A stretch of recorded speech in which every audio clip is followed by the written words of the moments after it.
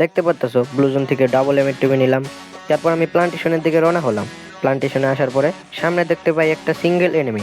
তারপর ওকে একটা শট দেওয়ার পরে দেখি বাম সাইডে আরেকটা এনিমি এসে বসে, কিন্তু ওকে তো আমি ডাউন দিয়ে দিয়েছিলাম, কিন্তু ওর টিমমেট ওকে রিভাইভ দিচ্ছিল। তারপর আমি ডাবল স্কেলার মারলাম, তারপর ওকে একটা শট দিলাম, তারপর দিয়ে একটা শটে ওর টিমমেটকে মেরে দিলাম।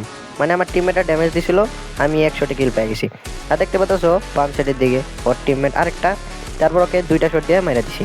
আর দেখতে পাচ্ছ ভিডিওটা একটু ফাস্ট করে দিছি যাতে তোমাদের দেখতে সুবিধা হয়।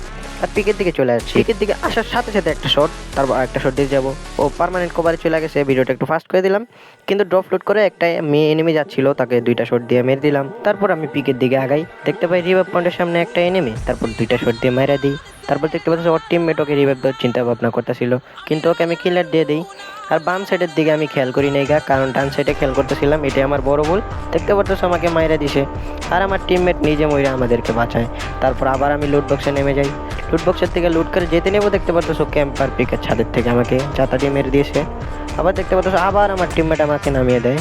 এবার দেখতে পাচ্ছ আকাশ থেকে নেমে বিজনের জাতা দিলাম, আর বিজনের জাতা দিতে যে ডাবল স্কেলার মেরে ওকে মেরে দিছি, খতম। তারপর ওকে আমি কিলার দেওয়ার চিন্তা ভাবনা করি, কিন্তু সামনের দিকে নেমেছিল তাই একটা গ্লোয়াল ফালাই নেই। তারপর আমি ওর থেকে ইউএমপি এসিড লুট করি, সামনের দিকে একটা মারতে মারতে ওয়ান টেপ দিয়েছিলাম, কিন্তু সে কপালটা খারাপ, মানে আমাকে কি যেন একটা গ্রেনেড বলে সেটা দিয়ে মেরে দিছে। এখন গাইজ আজকে এই পর্যন্তই। ভিডিওটা ভালো লেগে থাকলে অবশ্যই একটা লাইক সাবস্ক্রাইব করে দেবে। Tata, bye bye.